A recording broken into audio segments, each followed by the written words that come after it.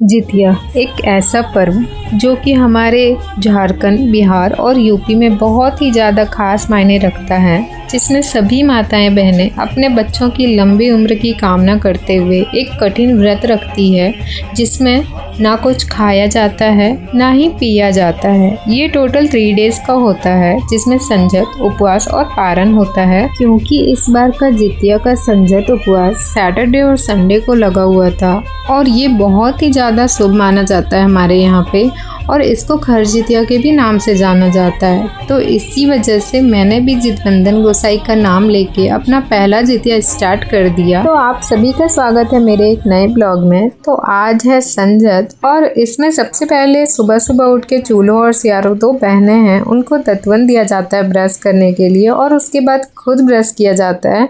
सच बताऊं तो मेरा पहले से कोई प्लान नहीं था जितिया करने का, मतलब 24 घंटा बिना पानी का, ये सोच के ही मेरा हालत ख़राब हो रहा था और मैं सब बोल रही थी कि मैं नहीं करूँगी। बट फिर अचानक से क्या हुआ, मम्मी को देखी और फिर मन में ऐसा आ गया कि नहीं, अपने बच्चे के लिए एक दिन तो प्यासे रह ही सकती हूँ, और बस यही मन में लेके मैंने भी स्टार्ट कर दिया। तो उसमें दत्वन देने के बाद यहाँ पे तेल और हल्दी दिया जाता है। ये एक्चुअली तालाब में होता है, बट तालाब कौन जाएगा, इसलिए हमारे घर पे कुआं का ही नियम लग गया है। और सेम हल्दी को खुद में भी लगाना होता है और अपने बच्चे को भी लगा के नहलाना होता है। तो यहाँ पे रेडी होने के बाद अब मैं नाश्ता का तैयारी कर रही हूँ और नाश्ते में हमारे यहाँ पे दही चूड़ा और गुड़ खाया जाता है। और जो चील्हो और सियारो होते हैं, अब उनको ब्रश कराएं तो उनको भी तो नाश्ता देना पड़ेगा, तो इसकी वजह से यहाँ पे दही चूड़ा गुड़ और खीरा ये मैंडेटरी होता है। इसको अच्छे से सान के झींगा का पत्ता में निकाला जाता है और फिर वो छत के ऊपर रख दिया जाता है। वैसे पहले तो छत होता नहीं था, तो इसलिए मैं देखती थी कि मम्मी लोग ये निकालने के बाद जो खपड़ेल होता था उसके ऊपर फेंक देती थी, ताकि कौवा में ना कुछ भी आके वो कभी भी खा ले। बट अब वैसे कहीं आपको खपड़ेल दिखेगा ही नहीं, हर जगह छत हो चुका है, तो अब छत पे ही रख दिया जाता है ये निकाल के। वैसे ये जो संजत है ना, वो हर एक जगह लोग अपने अपने तरीके से करते हैं। मतलब जैसे हमारे यहाँ पे सुबह को दही चूड़ा खाया जाता है और दोपहर में दाल चावल बनता है, जिसमें झींगा का सब्जी मस्ट होता है, मतलब जरूरी होता है। वैसे बहुत सारे जगह पे मड़ुआ का रोटी, साग और झींगा का सब्जी ये सब कंपलसरी होता है। तो अपने अपने तरीके से सब संजत बनाते हैं अपने हिसाब से। बट एक चीज कॉमन होता है कि जो फास्टिंग होता है वो उसमें कोई भी पानी नहीं पीता है, मतलब वो सबके लिए सेम होता है। तो मैं भी आ चुकी हूँ छत पे चीलो और सियारों को नाश्ता देने के लिए। वैसे मम्मी पहले ही कर चुकी थी और मम्मी 3 लोगों का निकालती है, मतलब एक पितरन जो होते हैं हमारे उनका भी निकालती है। बट मेरा ये फर्स्ट टाइम था तो इसलिए मैं नहीं निकाली। नेक्स्ट डे से मैं भी 3 लेके आऊंगी। तो ये नाश्ता वगैरह होने के बाद अब मैं जाऊंगी सारट, और यहाँ पे बस सबसे यही प्रार्थना करी थी कि बस अच्छे से हो जाए मेरा पार, क्योंकि मेरे लाइफ का ये फर्स्ट निर्जला व्रत था, तो इसलिए मुझे बहुत ज़्यादा डर लग रहा था। और अभी मैं सारट जा रही हूँ क्योंकि हमारे यहाँ पे ये नियम है कि जो भी फर्स्ट टाइम जितिया करता है वो एक लॉकेट होता है, इसका नाम ही जितिया है।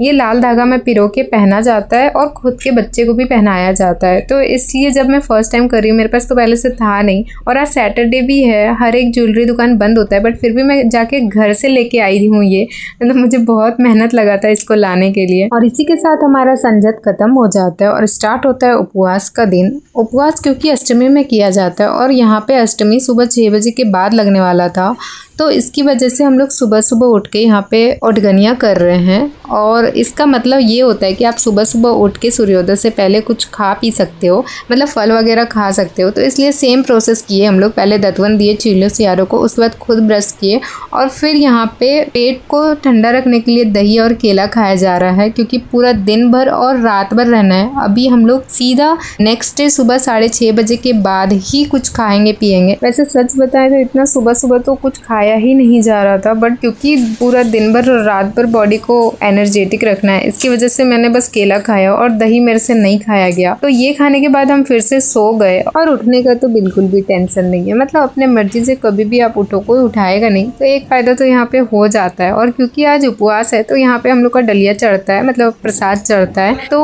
उसी के लिए मम्मी लोग का स्टार्टिंग से ऐसा लगा हुआ है कि खुद के हाथ से बना के चढ़ता है जो भी प्रसाद होता है। तो मम्मी अभी उसके लिए ठेकुआ और पुआ बनाएगी। और मतलब आप सोचो कि एक तो फास्ट में है मम्मी भी, पानी वानी नहीं पिए, और ऊपर से ये सिलवट्टे पे पीस रही है चावल, उससे तो थकावट हो गई, और ऊपर से फिर गैस पे वो बनाएगी, तो कितना ज़्यादा ये हरासमेंट। लेकिन स्टार्टिंग से बस यही परंपरा निभाते आ रही है तो मम्मी इसको छोड़ नहीं सकती। और इस त्योहार का और एक खास बात है कि आप इसको स्किप नहीं कर सकते, मतलब आप जो स्टार्ट में किए हो वो आपको कंटिन्यू करना ही पड़ेगा। और आप चाहे कितने भी बीमार हो आपको उपवास भी रखना ही पड़ेगा, मतलब एक साल भी स्किप नहीं होता है। तो मम्मी वहाँ पे चढ़ाने वाला प्रसाद कंप्लीट कर चुकी थी और अब मैं यहाँ पे जो गाँव में बटाएगा उसके लिए चावल पीस रही थी। तो यहाँ पे मिक्सी का यूज़ हो जाता है, तो इसलिए अब ये पीसने के बाद अभी ये नहीं बनेगा, रात को दादी सब मिलके बनाएगी। अभी सबको मिलके यहाँ पे कथा सुन रही है, मतलब कहानी। तो यहाँ पे चीलो सियारो का, गरुड़ देवता का, जितबंधन गोसाई का, ऐसे कर करके 5 कहानी बताया जाता है। अगर मैं सुनाने बैठी तो बहुत ज़्यादा लंबा हो जाएगा, इसलिए आप यूट्यूब में सर्च कर सकते हो जितिया का कहानी, वहाँ पे इजीली आपको मिल जाएगा अगर आप सुनना चाहते हो तो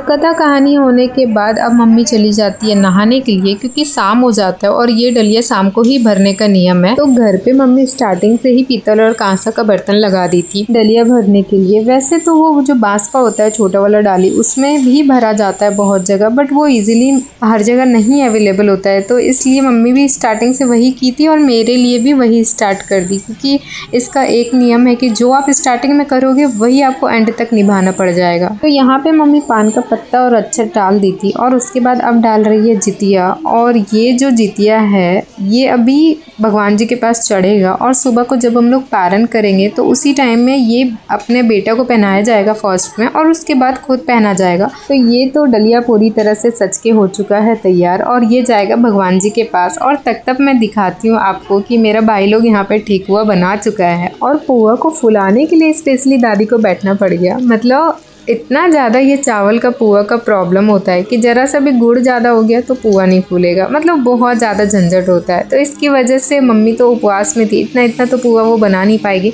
तो यहाँ पे स्पेशली दादी खुद आके बैठी है कि हम बना देंगे, हटो, क्योंकि बच्चा लोग से तो ये होने से रहा। और यहाँ पे दादी मस्त एकदम फूला फूला पुआ बना के रेडी कर रही है।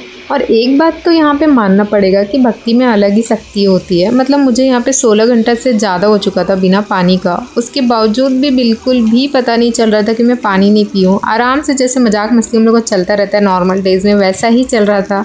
दादी, मेरे भाई की वाइफ, ये सब मिलके हम लोग हंसी मजाक कर रहे थे यहाँ पे रात को 11 बजे बैठ के। और इसी तरीके से हमारा दूसरा दिन हो जाता है ख़त्म और स्टार्ट होता है तीसरा दिन। तो यहाँ पे मैं अपने डलिया को उठा के लेके जा रही हूँ आंगन में और यहाँ पे 3 मैंने स्टार्टिंग में बोला था ना कि 2 अभी कर रही हूँ, लास्ट में 3 अपने पितरन के लिए भी निकालूंगी। तो वो निकालने के बाद मैं छत पे रख दूंगी प्रसाद और पानी देने के बाद नीचे आने के बाद फिर से जितिया निकालूंगी, वो जितिया बाबू के गले में पहनाऊंगी और उसके बाद 1-आधा घंटे के बाद मैं पहन लूंगी। और पारण करने के लिए मुझे एक मटर दी थी मम्मी और वही मटर को बोली थी बिना चबाए निगल जाओ, तो वो मैंने शरबत के साथ निगल लिया। तो कुछ इस प्रकार से हमारे यहाँ पे जितिया का त्यौहार को मनाया जाता है। आपके यहाँ पे कैसा मनाया जाता है अगर आपको पता होगा तो कमेंट करके ज़रूर बताइएगा। और इसी के साथ आज की वीडियो को मैं यहीं पे समाप्त करती हूँ। चैनल पे फर्स्ट टाइम आए तो सब्सक्राइब जरूर कर लीजिएगा ताकि नेक्स्ट वीडियो की नोटिफिकेशन आप तक पहुँच सके और आपसे वीडियो मिस ना हो जाए। तो मिलते हैं अगले वीडियो में। Bye bye, take care, Radhe Radhe.